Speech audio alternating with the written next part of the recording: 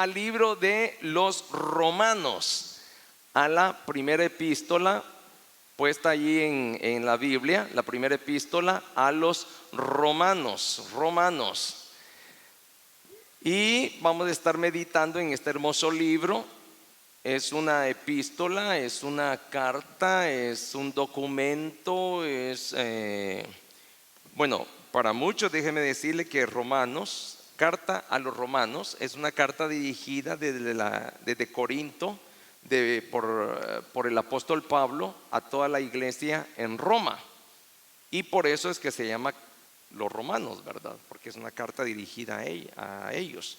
Y a Pablo, como un experto abogado, aboga sin tener necesidad de Jesucristo. Pablo aboga por el sacrificio que Cristo hizo en la cruz para bendición de todos aquellos que quieran ser redimidos de su pecado. Déjeme explicarle un poquito de lo que es la carta a los Romanos. El centro de la carta a los Romanos es una defensa que presenta Pablo queriendo exaltar el evangelio de Jesucristo y al mismo Señor Jesús como la única alternativa para que cualquier ser humano sea lavado, sea limpio, sea redimido de su pecado. Y se cree que el texto, el versículo, la parte, la porción central de todo el libro es Romanos 10:9, que si confesares con tu boca que Jesús es el Señor y creyeres en tu corazón que el Padre levantó al Hijo de entre los muertos, serás salvo. Se cree que ese es el versículo preponderante más importante de todo el libro a los Romanos. Y algo importante con relación a este documento, que más que una carta para algunos es un documento como que le hubiera extendido un abogado, demostrando el poder, póngame atención hermano, demostrando el poder del evangelio para perdonar nuestros pecados. Y lo presenta de una manera teológica y sistemática.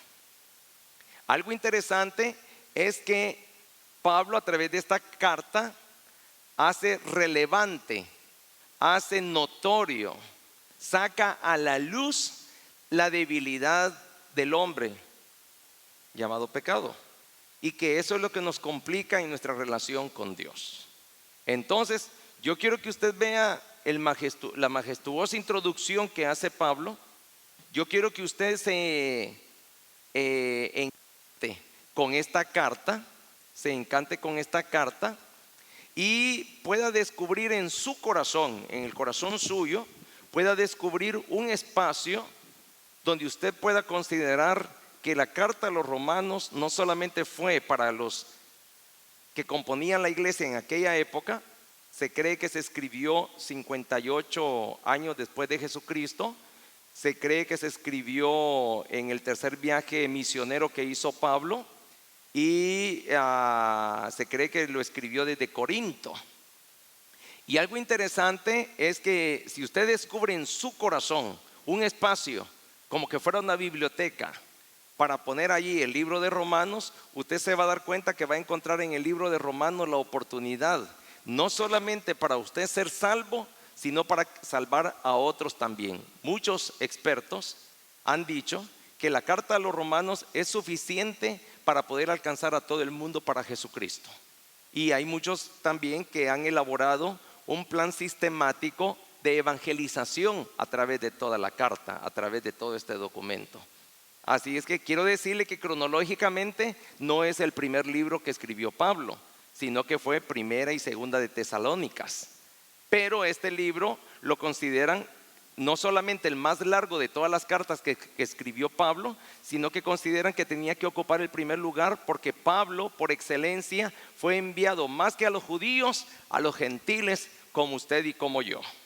Recuerde que gentil, goyín, es el calificativo que se le da a aquellos que no nacieron dentro de los hogares con descendencia judía de las 12 tribus. Entonces, todos los demás somos considerados paganos, gentiles.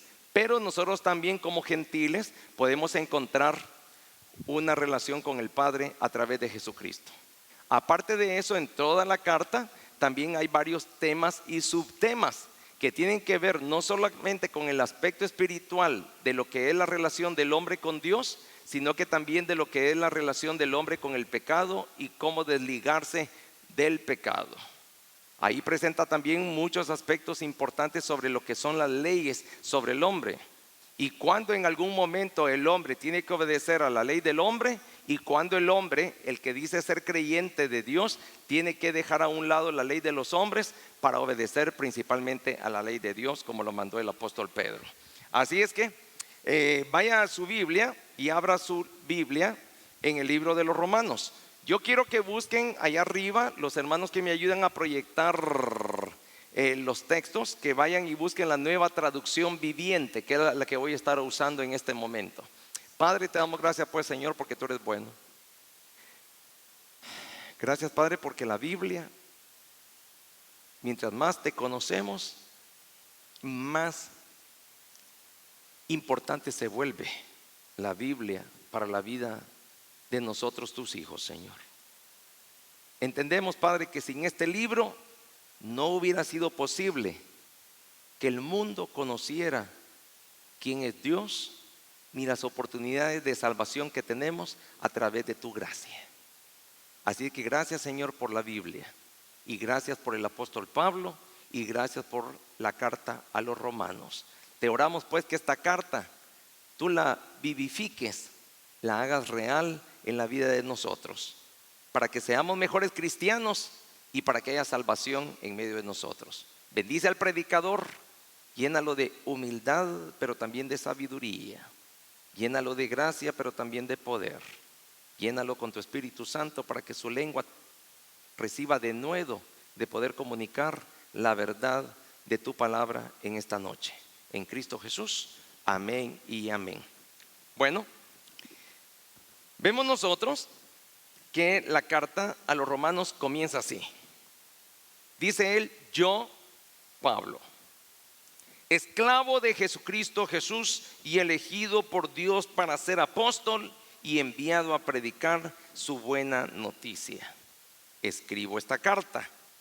Dios prometió esa buena noticia hace tiempo por medio de sus profetas en las Sagradas Escrituras. ¿Qué es lo que nosotros estamos viendo?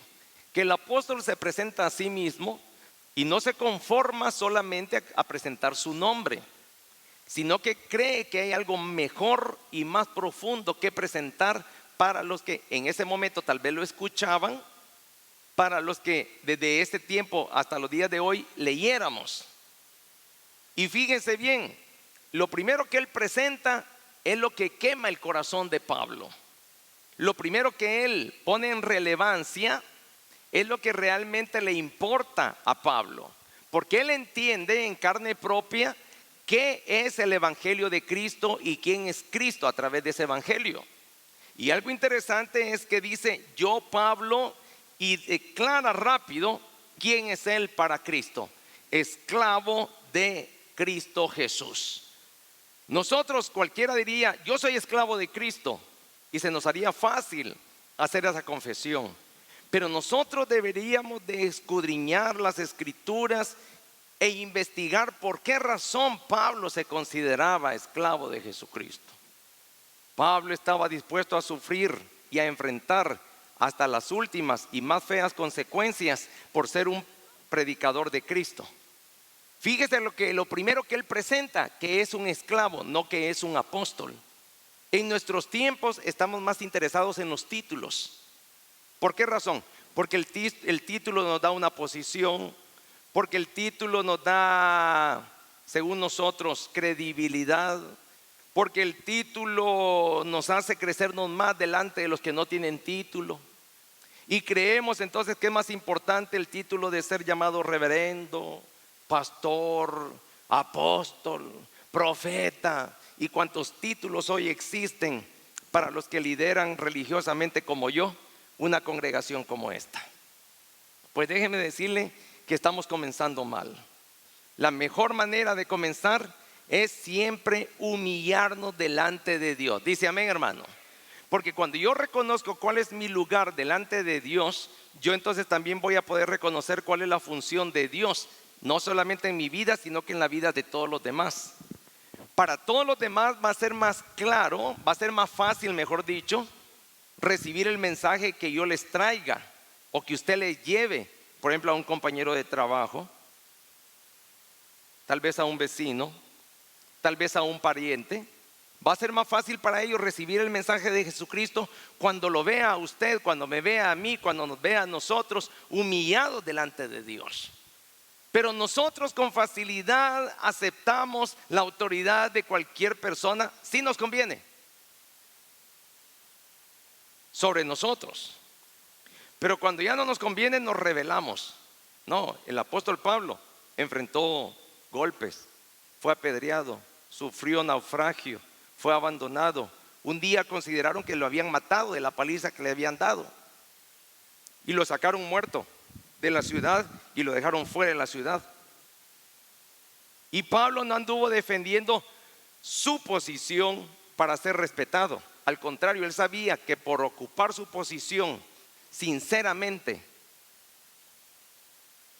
realmente, él iba a ser amenazado e iba a llegar hasta la muerte, como sucedió. Todos sabemos que el gran apóstol Pablo, un hombre admirado por nosotros, querido, leído, estudiado, en las universidades se gastan muchas horas y muchos dólares tratando de alcanzar y comprender un poquito de por qué se escribió cada letra en cada una de las cartas de Pablo. Y muchos de nosotros decimos: yo no soy ni siquiera digno de ser comparado con el polvo, con la tierra que pisaban sus sandalias. Pues déjeme decirle que ese hombre tan eminente, ese hombre tan querido por nosotros, ese hombre tan admirado, estuvo en la cárcel por causa del evangelio. Tuvo enemigos por causa del evangelio. Fue perseguido por causa del evangelio y fue asesinado por causa del evangelio. Despegaron su cabeza de su cuerpo y fue muerto como cualquier perro por causa del evangelio. Entonces, cuando él escribe que él es esclavo de Cristo, no solamente está presentando su posición de manera conveniente, porque nosotros vivimos en una sociedad hoy día que decimos ser cristianos cuando nos conviene. Pero si tenemos que ocultar o callar nuestro cristianismo, también, porque otras veces nos conviene ocultar el cristianismo, lo ocultamos y lo callamos. Un día de esto estaba leyendo yo las noticias que se ha demostrado que han bajado las ventas de muchos símbolos cristianos. Ya nadie quiere comprometerse. Todo el mundo, cristianos, le estoy hablando de gente como usted y como yo, tienen miedo de mostrarle al mundo que es cristiano y que tienen una fe en Jesucristo. Hace unos 10 años todavía para atrás era bien fácil ver una palomita que representaba al Espíritu Santo en el vehículo, un pescadito o un versículo o un texto o algo que nos identificara como cristianos. Dicen que muchas librerías están asustados de ver. Es fácil representar, es fácil ponerse la camisola de un equipo que admiramos. Es fácil usar la bufanda, usar la gorra y decir yo soy de tal equipo. Pero aún los hijos de Dios, por no pagar el precio de ser reconocidos como siervos y como esclavos de Dios, están prefiriendo mejor ocultarse y mantenerse en el anonimato. Entonces tengamos cuidado, porque el Señor lo dijo bien claramente: el que me confesare delante del Padre, yo le confesaré delante de los hombres. Pero el que me negare delante del Padre, yo también le negaré delante de los hombres. Algo muy importante es que nosotros tenemos que entender que con Dios hay reciprocidad. Diga conmigo: recíproco. La relación con Dios es recíproca. Muchas veces dicen: no, Dios es bueno y Él ama a todos, a los buenos y a los malos, y el sol sale sobre justos e injustos, y la lluvia cuando cae nos moja nuestras cabezas, aun cuando seamos buenos o malos. Y Dios, sí, Dios es bueno, yo no le voy a negar eso, pero también es justo. Alguien dijo: Dios es amor, pero también dijo: Dios es fuego consumidor. Algo que tenemos que entender es que nosotros tenemos la responsabilidad. Nosotros como cristianos, si usted cree en Dios, si usted tiene fe en Dios, allá los demás, a mí no me importa lo que los demás decidan. Al final de cuentas, cada uno de ellos se va a arder en su propio fuego. Pero a mí lo que me interesa es mi propia relación con Dios, y es a mí misma que me tengo que exigir si de verdad me tengo que examinar, investigar si de verdad tengo una relación con Dios. Y por eso me llama la atención, fíjese, las primeras palabras del apóstol Pablo no fue decir: yo, el apóstol Pablo, que tanto he viajado, que tantas misiones he hecho, que tengo el título de apóstol y que fui fariseo. Sí lo menciona en una de sus cartas por ahí, pero no es eso lo que él presenta como su credencial principal, como lo más importante, como lo de más peso para él. ¿Por qué razón? Porque Pablo había entendido lo que Jesucristo una vez dijo: no he venido a ser servido, sino que he venido a servir. Y por tanto él se consideraba no solamente siervo, sino que esclavo. Esclavo es aquel que se ha pagado un precio por él. Esclavo es aquel que no puede escapar a su esclavitud. Esclavo es aquel que está obligado a servir siempre. Esclavo es aquel que no puede escatimar ni siquiera por enfermedad o por salud el servirle a su Señor. Ese es un esclavo. Dice amén, hermano. Mas nosotros, la pregunta es: usted podría considerarse, y no me conteste a mí, usted podría considerarse, yo mismo le tengo que hacer esa pregunta, ¿podría considerarme a mí mismo esclavo de Jesucristo? Porque la teología que demuestra Pablo en esta carta es tremenda. Es digna de ser aplaudida todos los días. Mire lo que dice. Yo, Pablo, dice: esclavo de Cristo Jesús. Ocupa los dos títulos más grandes que se le pueden dar al Señor: Cristo, el Mesías; Cristo, el sufrido; Cristo, el que fue contado entre los malditos por morir en un madero; Cristo, el Redentor; y Jesús, el Emanuel, el Dios con nosotros. El Dios está conmigo, el Dios que me hace sentir acompañado, el Dios que no me deja sentirme solo, el Dios que está conmigo en las buenas y en las malas. Cristo, el Mesías, el que redime; y Jesús, el Dios con nosotros. No importa quién sea, ni lo que yo sea, ni lo que haya hecho, ese Jesús es conmigo hoy y siempre y por los siglos de los siglos. Dice amén, iglesia. Ese Cristo Jesús, Jesús Cristo, ese Cristo Jesús, ese Jesucristo, que para muchos es solamente un simple adorno en la cadena que usan. Para muchos es simplemente una palabra para usarla como tatuaje en su brazo. Pero sus obras, sus decisiones están muy lejos de ese Cristo Jesús. Están muy lejos de cómo ese Jesucristo quiere que nos comportemos. Hermanos, es tiempo de que usted no se ponga títulos en la frente o en la espalda para que la gente lo vea. Es tiempo de que usemos nuestros títulos para que Jesucristo nos reconozca como siervos y esclavos del Señor.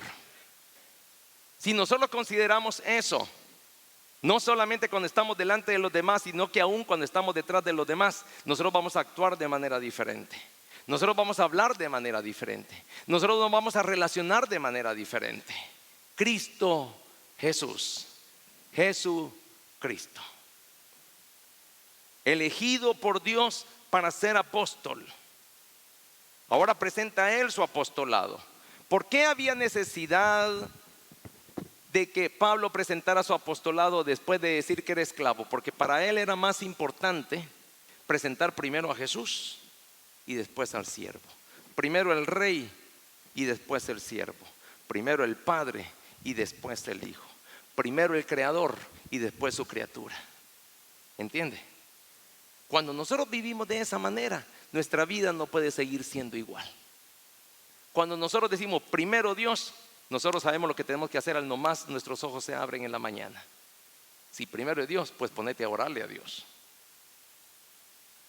Si primero es Dios, hay que aprender a usar cada una de las partes, hasta la última célula de nuestro cuerpo. La vamos a usar de una manera muy diferente. Nuestro tiempo de descanso lo vamos a usar de una manera diferente. Nuestro tiempo de ocio, nuestro tiempo de trabajo, nuestro tiempo de hacer negocios, de la manera que hacemos negocios, lo vamos a hacer de manera diferente. Si entendemos que primero es Cristo Jesús o Jesucristo y después yo soy siervo.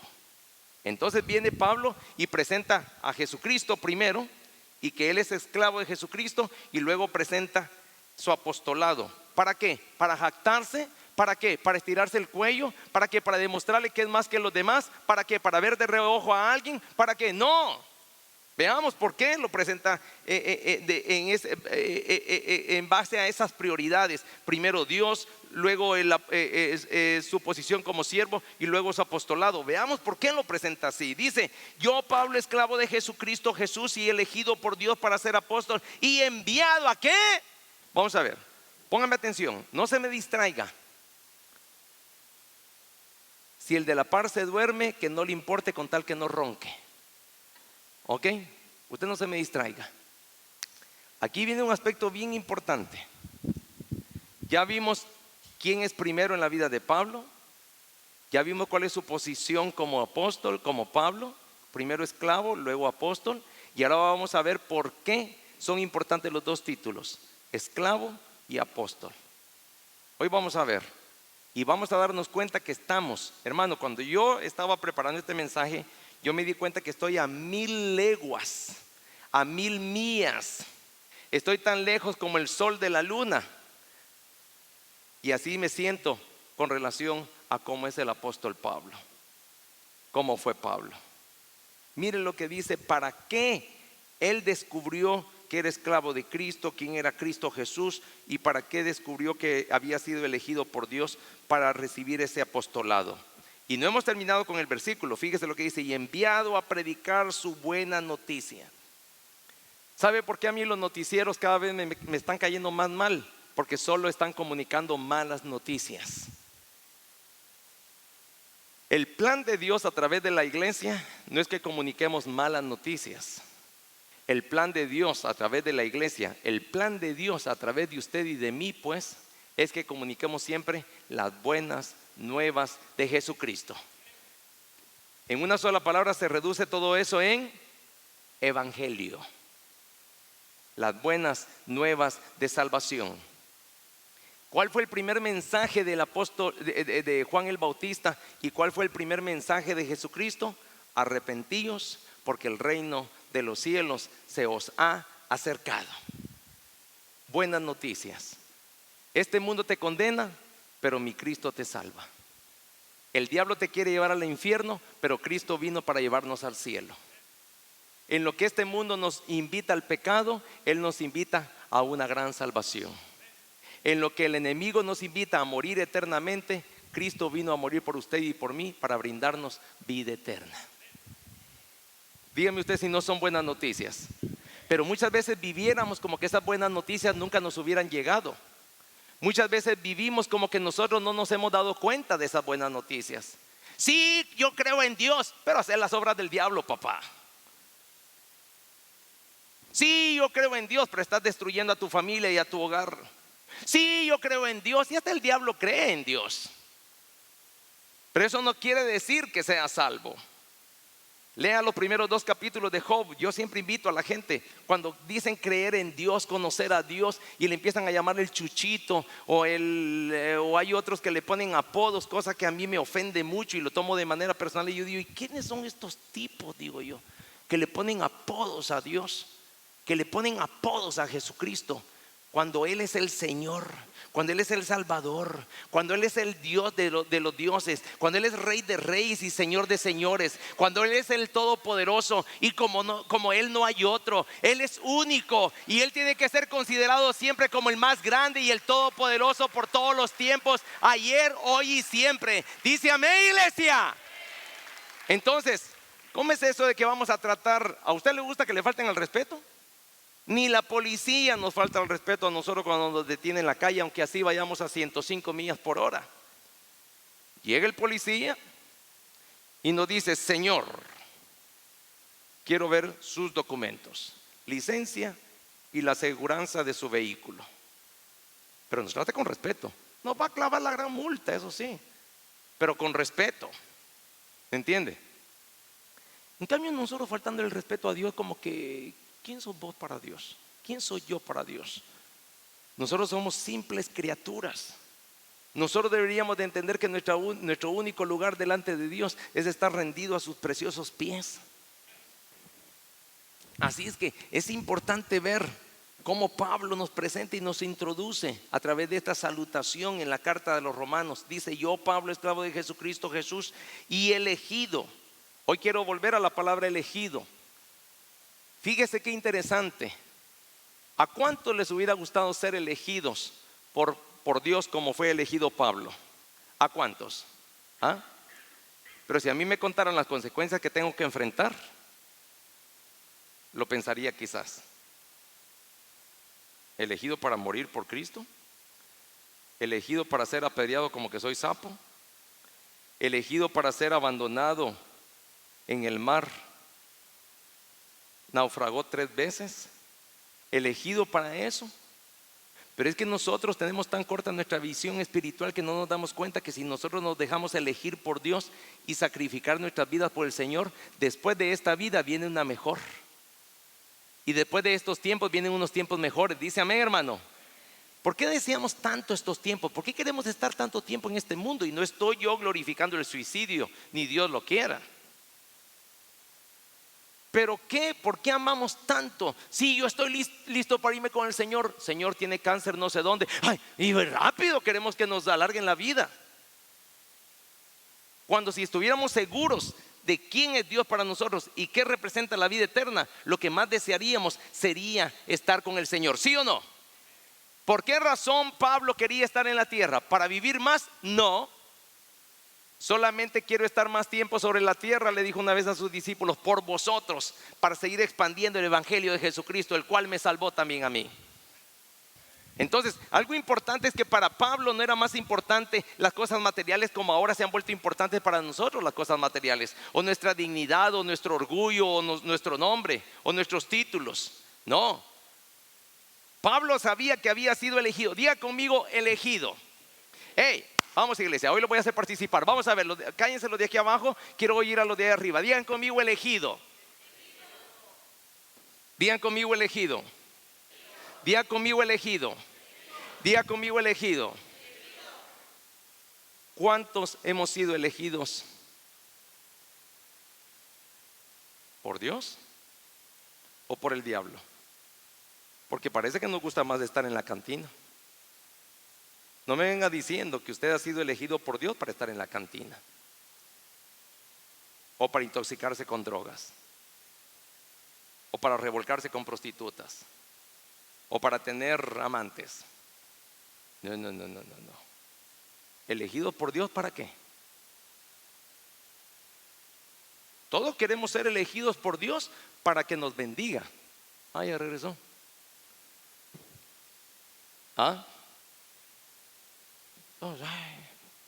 Yo quiero que me bendigas. Sáname. ¿Para qué dice el Señor? ¿Para que sigas chupando? ¿Para que sigas drogándote? ¿Maltratando a tu mujer? ¿Despreciando a tus hijos? ¿Deseando a la mujer del prójimo? ¿Deseando los bienes ajenos? ¿Para qué quieres que te dé más vida? ¿Para qué quieres que te dé salud? ¿Para qué querés tanta bendición?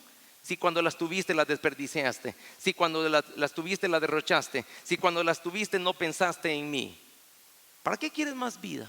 ¿Para qué quieres más riquezas? ¿Para qué quieres más cosas materiales? ¿Para qué quieres familia? ¿Para qué quieres todo eso? Entonces, nosotros tenemos que entender, hermanos, lo que yo le decía hoy al hermano Juan y a la hermana Noemí, aquí. Los principales responsables de predicarle el evangelio a los hijos somos los padres. Dice amén, hermano. Pero nosotros muchas veces somos los responsables de que nuestros hijos estén muy lejos del evangelio de Cristo. Entonces, fíjese qué interesante. Yo, Pablo, esclavo de Cristo Jesús y elegido por Dios para ser ¿qué? Apóstol. ¿Para alimentar mi orgullo? No. Sino que para predicar su buena noticia. Por tanto, les escribo esta carta. Dios prometió. Diga conmigo, Dios prometió. Pero le prometió a los que cumplen. Le prometió a los que obedecen. Les prometió a los que creen. A los que tienen fe. A ellos les prometió. Dios prometió sea buena noticia. Esa buena noticia hace tiempo por medio de sus profetas en las Sagradas Escrituras. Imagínense desde cuándo. Algo interesante con relación a la carta a los romanos, también se me olvidaba mencionarle esto, es que la carta a los romanos no solamente está enviada a los gentiles como usted y como yo, sino que también a los judíos. Por ahí hay una parte donde pareciera que Pablo como que se desvía del tema. porque empieza a hablar de lo que es Israel delante de Dios, de lo que es la Israel natural y de lo que es la Israel adoptada, que somos nosotros. Pero no, déjeme decirle que todo el libro tiene unidad, todo el libro apunta hacia lo mismo, todo el libro está impregnado de salvación, la salvación que solo Cristo puede ofrecer. Dice amén, hermano. Pero hay cosas que tenemos que reconocer también nosotros como personas, como hombres. No importa si usted es mexicano, salvadoreño, nicaragüense, nacido acá, nacido donde sea. No importa si somos blancos, chinos, negros o hispanos. No importa, todos tenemos que entender que hubo un Salvador y que ese Salvador es la única alternativa y oportunidad para que nuestras almas sean salvas. No hay otro camino. Él dijo: yo soy el ¿qué? El camino, no uno de los caminos. Y usted puede leer las traducciones en hebreo, en griego, en arameo, en todos los idiomas que usted quiera. Vaya a la Biblia china, vaya a la Biblia latina, vaya a la Biblia de cualquier tiempo. Él dijo: yo soy el camino. Los hombres han inventado muchos caminos. Mire, si es fácil entenderlo. ¿Cuántos, y saliendo de aquí de Ontario para llegar a Los Ángeles, saliendo de este punto para llegar a Los Ángeles, cuál es el freeway que nos lleva? El 10. Yo sé que a la hora de las horas alguien está pensando: no, también el 60, sí. No, el 210 también, ok. Pero el más cerca es el 10. Ok. Bueno, no, hay varios caminos. Por eso es que muchas mujeres piensan que hay varios maridos. Y por eso es que muchos hombres piensan que hay muchas mujeres. Fíjese que si usted se fija, Dios es el Señor de la singularidad. Si usted se fija, Dios es el Dios de la unidad. Dios dijo claramente cuando le hizo ayuda idónea a Adán. ¿Le quitó cuántas costillas? Una. Y de la costilla que Dios quitó de Adán, ¿hizo cuántas mujeres? Y cuando Eva fue hecha de la costilla de Adán, ¿cuántos hombres encontró? Uno. Separa a Moisés frente al pueblo de Israel cuando lo saca de Egipto y le dicta el gran Shema y le dice: oye Israel, Jehová vuestro Dios, Jehová uno es. Unidad, un objetivo, un solo Dios, un solo camino. Yo soy el camino, dijo Jesucristo. Pero la necedad del hombre, queriendo encontrar otros caminos cuando no existen. Si usted quiere llegar al cielo, solamente hay un freeway, se llama Jesucristo el Señor. Y eso es para los musulmanes, eso es para los cristianos, eso es para el ateo, eso es para el blanco, chino, negro. No importa la raza, no importa el color, no importa la lengua, no importa la nacionalidad. Solo hay un camino. Dice amén, hermano. Pues eso era lo que ya venían profetizando los profetas desde allá 700, 800, 1000 años antes de Cristo. Cristo fue predicado no solo por los profetas, sino que por todo lo que representaba el templo, el lugar santo, el lugar santísimo en el tabernáculo. Cada una de las fiestas que Dios obligó al pueblo a celebrar después de que lo sacó de Egipto era exactamente para que encontraran en sus mentes y en su corazón quién es Jesucristo. Aquellos veían a Jesucristo de una manera futura. Nosotros vemos a Cristo de una manera pasada. Pero sea futuro o sea pasado, Jesucristo el Salvador es el mismo. Y no cambia nunca jamás. Dice amén, hermano. Entonces es importante darse cuenta de todo eso. Ahora fíjese algo interesante. Viene y dice: Dios prometió esa buena noticia hace tiempo por medio de sus profetas en las Sagradas Escrituras. A todos nos gusta el cumplimiento de las promesas en cada uno de nosotros. A todos nos gusta el cumplimiento de las promesas. Pero tenemos que entender, diga conmigo otra vez: recíproco. El cumplimiento de las promesas requiere reciprocidad también. Para yo recibir las promesas de Cristo, también tengo que cumplir con otra parte de esa promesa: obediencia, aceptación, cumplimiento, sometimiento. Por eso es que Pablo se presenta, más que como apóstol, se presenta como esclavo. Porque para el esclavo no hay opción, para el esclavo no hay choice, para el esclavo no hay oportunidad de escoger. Si usted quiere entrar al cielo de Jesucristo, usted tiene que aceptar que su único Señor es Jesucristo. Y nosotros tenemos que aceptar eso, no solamente cuando las cosas vayan bien, sino que también cuando las cosas van mal. Entonces es importante darnos cuenta que si queremos disfrutar de las promesas de Dios, nosotros tenemos que ser siervos de Jesucristo todo el tiempo. Dice amén, iglesia. Todo el tiempo. Entonces viene y dice que Dios prometió esa buena noticia hace tiempo por medio de sus profetas en las Sagradas Escrituras. La buena noticia trata de su Hijo. Mire cómo lo pone la Nueva Traducción Viviente, allí en el versículo 3. Versículo 3, si lo podemos poner. La buena noticia trata de su Hijo. En su vida terrenal, Él fue descendiente del rey David, y empieza a explicar un poquito sobre el asunto humano de Cristo. Sabiendo que es Dios, todos sabemos que Dios dejó su trono de gracia y se hizo hombre. ¿Entendemos eso, iglesia? Ahora, el hecho de que Él se haya hecho hombre no quiere decir que en algún momento dejó de ser Dios. Él siempre ha sido, fue y sigue siendo Dios. Deme un amén, iglesia. Ok.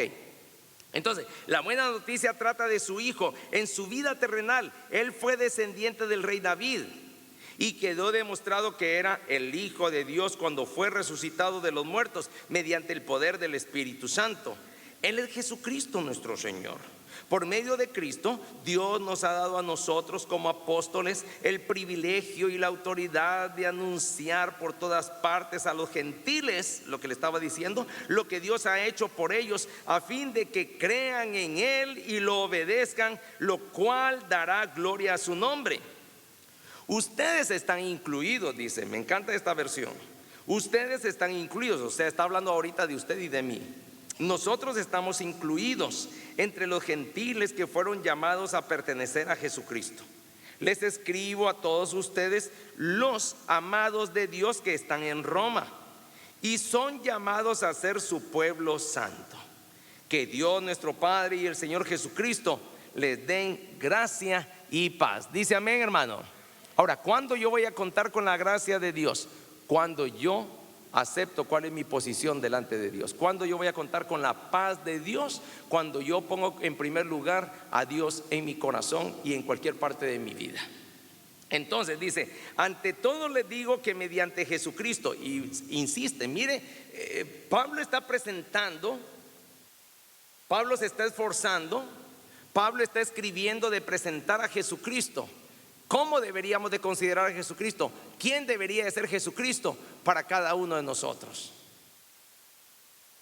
Si Jesucristo delante de usted no es lo que Pablo escribe, usted está mal, yo estoy mal, y tenemos que considerar rápido eso, porque de acuerdo a eso nosotros vamos a obtener salvación o no la vamos a obtener. Es un asunto de reciprocidad, recuerde eso. Entonces, ante todo les digo que mediante Jesucristo le doy gracias a mi Dios por todos ustedes, porque en todas partes del mundo se habla de la fe que tienen en Él, la fe que tienen en Él. Dios sabe cuántas veces los recuerdo en mis oraciones, día y noche. Hago mención de ustedes y sus necesidades delante de Dios, a quien sirvo con todo mi corazón. Diga, a quien sirvo con todo mi corazón. ¿Qué es servir con todo el corazón, hermano? Servir con todo el corazón es estar en las cosas de Dios y no estar enojado. Venir, por ejemplo, a la iglesia y no venir a la fuerza. Leer la Biblia y leerla con alegría y con gozo. Y no solamente leerla, sino que también cumplirla. Dice amén, hermano. Cumplir con los mandatos de Dios, pero cumplirlos alegremente. Como cuando vamos a diezmar, yo siempre cito lo que Pablo escribió en el libro, en las cartas de los Corintios. Traed todos los diezmos al alfolí y hay alimento. No, ese es de, ¿cómo es? Ese es Malaquías. ¿Cuál es? Porque de tal manera amó Dios. No, ya me confundieron ustedes. Esperen, yo no puedo. Cada uno dé como propuso en su corazón. No, si ya se fija. Estoy viejo, pero no tarugo. Cada uno dé como propuso, ¿a dónde? En su corazón. No con tristeza ni por necesidad, porque Dios ama al dador. Mire, hermano, Si algo le molesta a Dios es que le sirvamos con enojo y a la fuerza. Si usted le va a servir a la fuerza a Dios, no lo haga, hermano. ¿Qué decía ayer, hermano? Dios no me necesita. Dios tiene suficientes siervos para servirse y para poder expandir su reino y su evangelio a cualquier parte del mundo. Dice amén, hermano. El privilegio de servir es para uno, no para Él. El privilegio de servir es para mí, no para Él. Así es que, hermano, es importante entonces, con alegría. Diga conmigo, con alegría. Haga todo con alegría, hermano. Hágalo siempre para el Señor, hermano. No lo haga por otros intereses. Hágalo con alegría para el Señor. Ante todo le digo que mediante Jesucristo le doy gracias. Entonces, ya leímos eso. Algo que siempre pido en oración es que Dios mediante se presente la oportunidad de ir por fin a verlos. Pues tengo, vamos a pasar a la siguiente página en esta Biblia, pues tengo mucho deseo de visitarlos para llevarles algún don espiritual que los ayude a crecer firmes en el Señor. Hay aquellos que usan los dones para contender. Hay aquellos que usan los dones para pelear. Hay aquellos que usan los dones para condenar. Los dones que Dios nos ha dado no son nuestros, son de Dios. Dice amén, hermano. Mire, hermano, los dones son como la casa. Aunque usted la termine de pagar, no se la va a llevar. Siempre le va a quedar al Estado. Y tarde o temprano, aunque usted se la herede a un hijo, tarde o temprano esa tierra va a volver a las manos del gobierno. Nosotros nunca vamos a ser dueños de lo que decimos a cada rato, mi casa. De todo modo, cuando me muera, ¿qué me voy a llevar de eso? Nada. Así que, hermano, de lo único que podemos tener seguridad es de nuestra salvación. Si hemos creído en Cristo Jesús como nuestro Salvador. Dice amén, hermano.